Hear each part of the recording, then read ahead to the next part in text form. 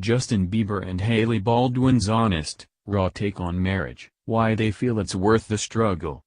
If the world could be split into two camps on love, those that subscribe to the notion that when you know, you just know, and the more pragmatic among us who require a bit more time and life experience to be assured we've chosen a solid life mate, well, count Hailey Baldwin firmly in the former. That's how the model was able to confidently say yes to now husband Justin Bieber mere weeks into resuming their romance this summer, and how she managed to block out the haters that suggested she was perhaps a bit young to commit to forever. Marrying early was kind of a family thing, with dad Stephen Baldwin tying the knot with graphic designer Kenya Deodato in his early 20s and sister Hailey Baldwin taking the plunge in 2017 at 24. So when she and the 24-year-old pop sensation found themselves in a New York City courthouse this September, 2 months shy of her 22nd birthday, quietly eloping just made sense. "I see no reason to wait," she told The Cut in an interview granted just before her spontaneous vows. "When you know it's right, it's right." Of course, that doesn't make the process any easier. Recently, in back-to-back sit-downs, the Drop the Mic host opened up about the fact that she finds the whole matrimony thing kinda difficult. "The thing is, marriage is very hard," she shared in the March edition of Vogue, which finds her posing in bridal-inspired designs alongside her husband of 5 months. That is the sentence you should lead with. It's really effing hard. Particularly for someone like Baldwin who hasn't had the benefit of a practice round or two. Bieber is her first serious relationship, she revealed while chatting with pal Kendall Jenner last week on Zaza World Radio's Valentine's Day special on Apple Music, and they didn't exactly follow the most conventional of paths. "It was this weird limbo," she explained of the roller coaster union that began when she was a teen. "We were friends, and then it was, like, more, and then we weren't. And then we didn't speak for a very long time." So to go from reopening the lines of communication to fiancé status in just a handful of Miami and NYC weekends was jarring to say the least, even more so to close out 2018 with a new last name. "That's why I say it's scary, 'cause I didn't have any of that experience before," she said in the Valentine's special. "So I went from being a baby, not having a lot of experience, to being married." Not that she necessarily regrets diving into the deep end. "It's a scary thing, but it's also the person that I've literally been in love with for so many years," she added. "So that's the best part about it. Like, I feel like he's my best friend. And we just get to do life together forever now. But I think the forever aspect for me is just like, you don't think about that until you get married. And then you're like, okay, this is really like, this is forever. Meaning, like, there is no end." Part of the adjustment for Baldwin was as basic as getting used to sharing a physical space. While the couple's LA hotel suite offers up plenty of square footage and enough bathrooms that no one's bumping elbows as they brush their teeth, they're currently in the market for a California spread in the $10 to $15 million range. There's still a learning curve involved with gaining a new roommate. "I've always been so independent," explains the stunner, whose career has taken her from the suburbs of New York, where she was homeschooled, to Dolce & Gabbana, Moschino, and Tommy Hilfiger runways in New York, Paris, London, and Milan. "So for me, trying to cohabitate with someone and learn how to, like, do life with another person, that directly has just been interesting. It's so different. As tricky as navigating dirty dishes and squabbling over decor has been shouldering a new emotional load. When you're single, you literally don't have to think about anything else. You think about your family, because it's your family. And you know, you love them. You think about your parents, siblings, whatever," she said on Apple Radio. "But you don't actually have to be responsible for, but I think that's also what it's like when you're in a serious relationship, you have to consider another person." And the honeymoon stage of her marriage has left Baldwin with much to contemplate. Though she and Bieber remain thrilled with their upgraded relationship status, years of unchecked emotional issues, stemming from his struggles with fame, have inspired the "What Do You Mean?" singer to seek treatment for depression.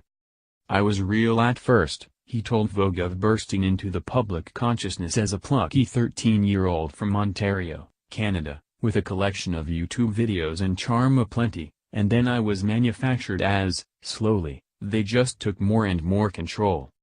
By 16, with girls screaming his name wherever he went, I started really feeling myself too much. People love me, I'm the ST, that's honestly what I thought. I got very arrogant and cocky. I was wearing sunglasses inside. He soon found himself shifting from a punk teen, buying into his own cred, to fully self-destructive, his more catalogued antics, everything from egging a neighbor's house to patronizing a Brazilian brothel, belying a much more serious problem, a growing dependence on Xanax. It was a habit he kicked in 2014 thanks to a weeks-long detox at Hillsong Pastor Carl Lentz's New Jersey home, but some of the mental struggles still remain. He doesn't know why he feels the way he does and it's frustrating, an insider told E! News. He has everything he wants on paper. That includes the woman he calls the security he's been seeking for much of his life. Part of his orbit since her uncle Alec Baldwin scored her tickets to watch Bieber's Today Show appearance in 2009, Hailey has known about his struggles for a long time, a source explained to E! News. He has dealt with depression before and this is not new to her. Such familiarity has made the model the perfect companion for this stage in Bieber's life. Having scaled back on work commitments to fully celebrate her personal ones, she goes with him to appointments and meetings, shared the source. She's very involved in his plan of action and making decisions. She's the rock right now and he goes to her for everything.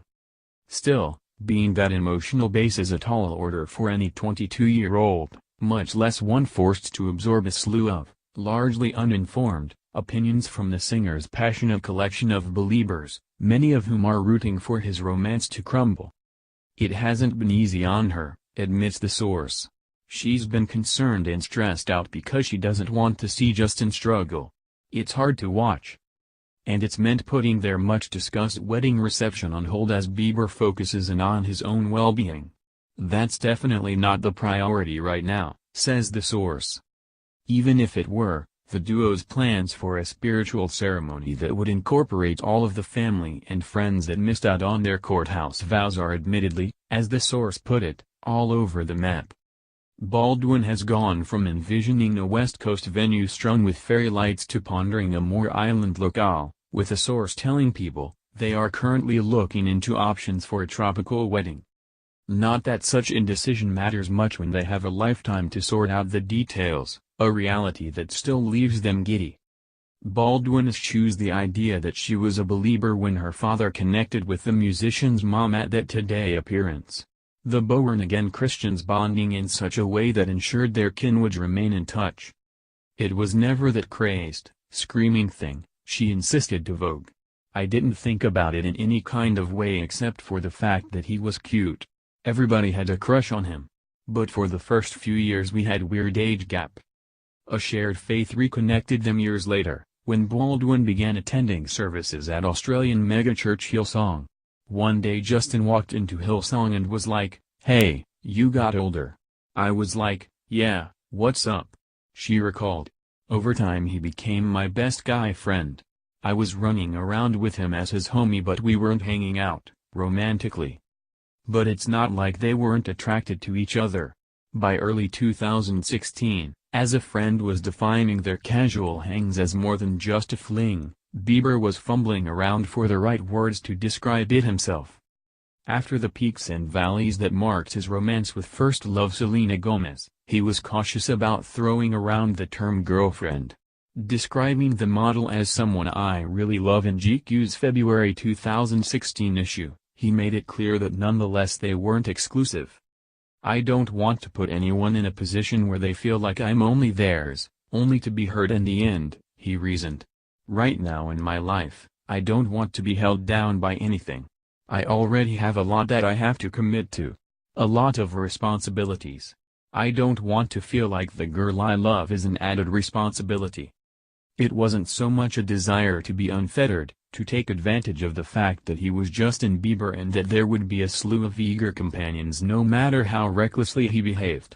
No, actually, it was much more thoughtful, and ultimately prescient, than that. I know that in the past I've hurt people and said things that I didn't mean to make them happy in the moment," he continued. "So now I'm just more so looking at the future, making sure I'm not damaging them. What if Hailey ends up being the girl I'm gonna marry, right? If I rush into anything, if I damage her, then it's always gonna be damaged. It's really hard to fix wounds like that. It's so hard. I just don't want to hurt her." An open-ended relationship isn't always the stuff dreams are made of, but Baldwin seemed to uniquely understand the limitations that came with being linked to a pop star of Bieber's caliber. Calling his viewpoint awesome, she explained to E! News, "He's about to go on tour." Doubtlessly imagining the sort of temptations that lurked in every corner of the globe, she added, "Relationships at this age are already complicated. No need to muck it up further with any type of label." Still, for all their best intentions, Bieber did end up hurting his future bride. "Negative things happened that we still need to talk about and work through," she admitted to Vogue. "Fizzled would not be the right word, it was more like a very dramatic excommunication. There was a period where if I walked into a room, he would walk out. But, once again, last June, their faith would bring them together, specifically to a Miami conference hosted by VOUS church pastor Rich Wilkerson Jr. Both decidedly single and unfettered. By then we were past the drama," Baldwin said. "I just gave him a hug. By the end of the conference, he was like, 'We're not going to be friends.' I was like, 'We're not?'" Weeks later, during a trip to the Bahamas, she got her answer as Bieber presented her with a custom oval diamond, designed to mimic Blake Lively's engagement ring that Baldwin has long admired. Eager to wed, in part because Bieber was ready to break the celibacy he'd imposed on himself for more than a year, they've chosen to work through whatever differences exist as husband and wife. "I'm the emotionally unstable one," Justin told Vogue. "I struggle with finding peace. I just feel like I care so much and I want things to be so good and I want people to like me. Hailey's very logical and structured, which I need. I've always wanted security, with my dad being gone sometimes when I was a kid, with being on the road. With the lifestyle I live, everything is so uncertain. I need one thing that's certain. And that is my baby boo." Which gets at the heart of why the pair are willing to work at their nascent marriage: differences in communication. "I just need to express myself, and it's been really difficult to get her to say what she feels," he told Vogue, "ongoing counseling and all. We're coming from a really genuine place. But we're two young people who are learning as we go," Baldwin told the fashion mag. "I'm not going to sit here and lie and say it's all a magical fantasy. It's always going to be hard. It's a choice. You don't feel it every single day. You don't wake up every day saying, 'I'm absolutely so in love and you are perfect.' That's not what being married is. But there's something beautiful about it anyway, about wanting to fight for something, commit to building with someone. We're really young, and that's a scary aspect. We're going to change a lot.